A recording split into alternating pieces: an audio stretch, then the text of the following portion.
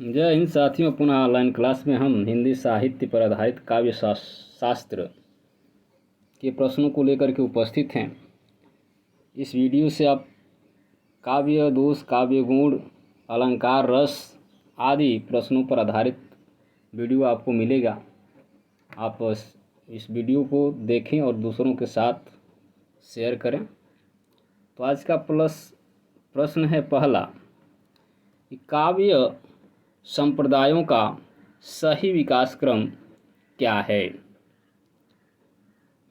तो यहाँ हम प्रश्न में देखते हैं, उत्तर में तो यहाँ विवादित उत्तर दिया है, तो हम इसकी व्याख्या में चलते हैं। काव्य संप्रदायों का विकास क्रम इस प्रकार है। यहाँ से प्रश्न को हम देखेंगे, व्याख्या को। काव्य संप्रदाय कालक्रम प्रवर्तक। तो रस संप्रदाय है विक्रम पूर्व द्वितीय शताब्दी विक्रमी तक, यानी 200 ईसा पूर्व से 200 ईस्वी के बीच ये भरत मुनि इसके प्रवर्तक हैं। अलंकार संप्रदाय है 6वीं शताब्दी। भाम और रीति संप्रदाय है 8वीं शताब्दी, यानी 800 ईस्वी, वामन हैं। ध्वनि संप्रदाय है 9वीं शताब्दी, आनंदवर्धन। वक्रोक्ति संप्रदाय है 10वीं से 11वीं शताब्दी, कुंतक मध्य भाग में है ये। औचित्य संप्रदाय 11वीं शताब्दी का उत्तरार्ध, क्षेमेंद्र। यहाँ उपयुक्त कुछ नोट्स दिया है।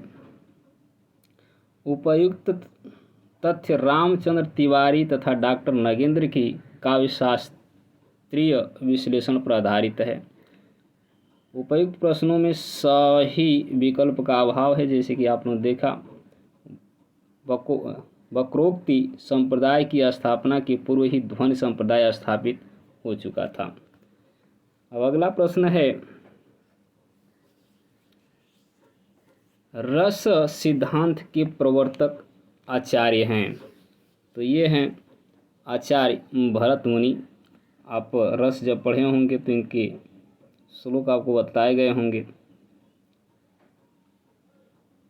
और रीति संप्रदाय के प्रवर्तक आचार्य हैं, तो ये हैं वामन। ऊपर की व्याख्या में हम लोग देख चुके हैं। प्रश्न नंबर 4 है, रीति के आधारभूत तत्वों के रूप में वामन का कैसा दृष्टिकोण है। तो ये है विशुद्ध सौंदर्यवादी, यानी ए विकल्प सही है।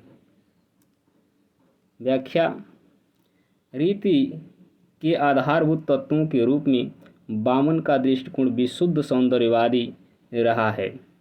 वामन के अनुसार रीतिरात्मा काव्यस्य विशिष्ट पद रचना रीति काव्य शोभायाम याय कर्तारु धर्मगुण।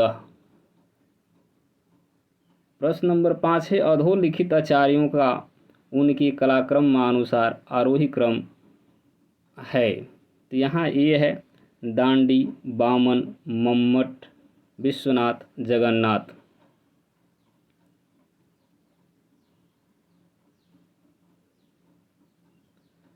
व्याख्या देख लेते हैं। उपयुक्त आचार्य का कालक्रमानुसार आरोही क्रम इस प्रकार है। दंडी 7वीं, वामन 8वीं, मम्मट 11वीं, विश्वनाथ 14वीं तथा जगन्नाथ 17वीं शताब्दी की। दंडी की कृति काव्यादर्श, वामन का काव्यालंकार सूत्र, मम्मट का काव्य प्रकाश और जगन्नाथ की कृति रस गंगाधर है। काव्य का सर्वस्व कहा जाता है। काव्य का सर्वस्व कहा गया है, तो ये है बी को काव्य का सर्वस्व कहा जाता है। अलंकारवादियों ने अलंकार को काव्य का सर्वस्व कहा है। भामह ने अपने काव्यालंकार नामक ग्रंथ में केवल अलंकार को ही काव्य की आत्म सिद्धि करते हुए उसका विस्तृत विवेचना किया है। भामह के उपरांत दांडी, उद्भट, रुद्रट ने अलंकार विवेचना को और भी अधिक पुष्ट एवं विस्तृत किया है।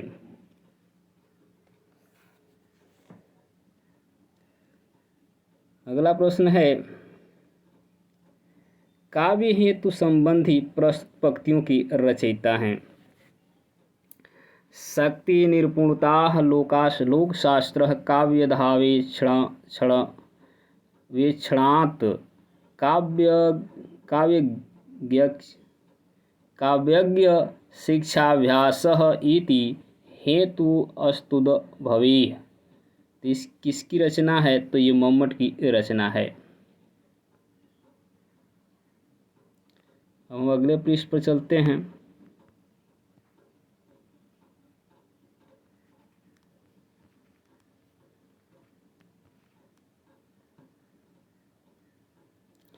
काव्य हेतु संबंधी उपयुक्त पंक्ति मम्मट द्वारा रचित है। मम्मट मूलतः ध्वनिवादी आचार्य हैं। काव्य प्रकाश मम्मट की प्रमुख रचना है, जो परवर्ती साहित्यकारों के लिए उपजीव ग्रंथ है।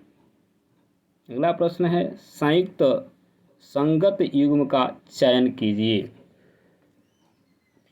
तो काव्य प्रकाश अभी हमने देखा कि मम्मट की रचना है, तो ये है नहीं। काव्यदर्श ये भी नहीं है। काव्यालंकार 52 सूत्र ये सही है। काव्यालंकार दंडी ये भी सही नहीं है। बी सी विकल्प सही है।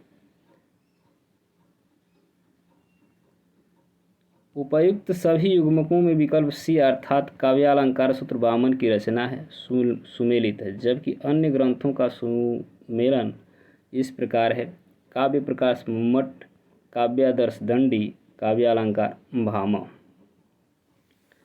अगला प्रश्न है,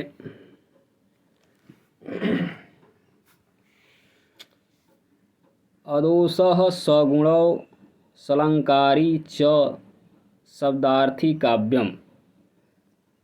यह इनमें से किस आचार्य का दिया हुआ काव्य लक्षण है? तो ये है सी हेमचंद्र का। आचार्य हेमचंद्र अपने ग्रंथ काव्यानुशासन में काव्य लक्षण को परिभाषित करते हुए कहा है कि अदोषौ सगुणौ सलंकारी च शब्दार्थो काव्यम, अर्थात दोष से रहित गुण और अलंकारों से युक्त शब्द काव्य हैं।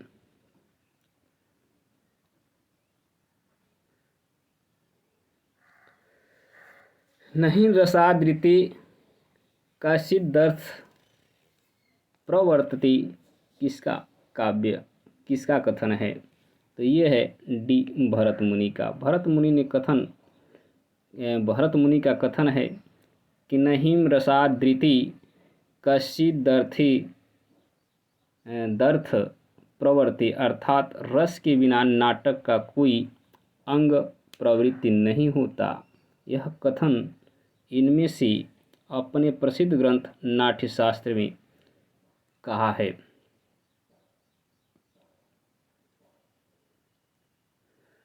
यहाँ पुनः सुमेलित करना है। सूची 1 से रचनाकारों को सूची 2 में लिखी उनकी कृतियों से सुमेलित करके दिए हुए कूट से सही विकल्प का चयन करना है। तो इसका हम चलते हैं एक ही बार व्याख्या में। यहाँ सी विकल्प दिया है, तो यहाँ पे व्याख्या में हम देख लेते हैं। मम्मट हैं काव्य प्रकाश, विश्वनाथ हैं साहित्य दर्पण, जयदेव हैं चंद्रालोक और दांडी हैं काव्यादर्श।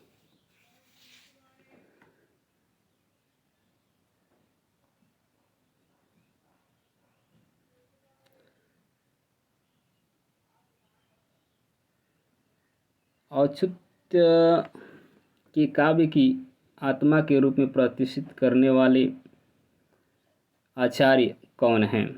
तो ये हैं बी आचार्य क्षेमेंद्र।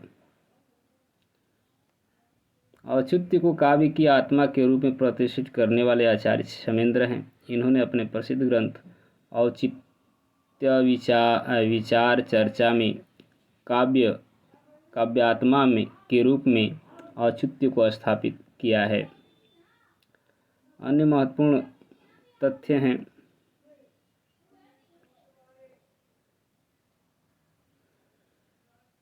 काव्य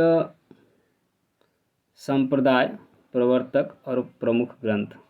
रस संप्रदाय भरत मुनि नाट्यशास्त्री इनकी पुस्तक है। अलंकार संप्रदाय भामह काव्यालंकार है। रीति संप्रदाय वामन है। काव्यालंकार सूत्रवृत्ति है। देखिए इनमें ज़्यादा नहीं, आगे दिया गया है सूत्रवृत्ति। ध्वनि संप्रदाय आनंदवर्धन धन्यालोक। वक्रोक्ति संप्रदाय कुंतक हैं। वक्रोक्ति जीवितम। औचित्य संप्रदाय क्षेमेंद्र हैं। औचित्य विचार चर्चा। कुछ अन्य महत्वपूर्ण काव्य ग्रंथ दिए गए हैं। काव्य शास्त्र हैं 10 रूपक, धनंजय, अलंकार सर्वस्व, रुयक, काव्य प्रकाश मम्मट, उज्ज्वल नीलमणि हैं, रूप गोस्वामी, रस गंगाधर जगन्नाथ की रचना है। तो आज के लिए बस इतना ही। पुनः अगले वीडियो में हम इसके आगे के प्रश्नों को लेकर उपस्थित होंगे। तब तक के लिए धन्यवाद।